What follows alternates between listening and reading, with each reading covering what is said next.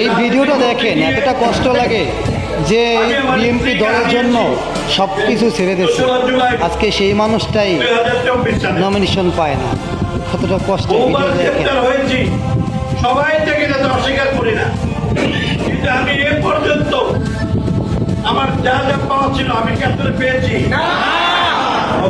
তারপরও বিএনপির জন্য আমার জীবন উৎসর্গ করে আমি দিচ্ছি, ভবিষ্যতেও দিব।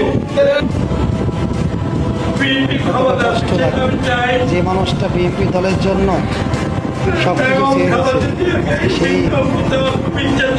মনোনয়নপত্র পায়, তারপরও ইচ্ছাতে চিন্তা হয়তো পাবেন। তার বুকটা ফেটে যাচ্ছে। বেগম খালেদা জিয়া তারেক রহমান বাংলাদেশের নেতৃত্ব দিবেন, কোন দলের জন্য কি করে? ক্ষমতা আসবে আমি কি করলাম বড় কথা না, তারপরও বিএনপির বিজয় হোক এই কারণে সবাইকে ধন্যবাদ জানাই। সবাই ভালো থাকবেন।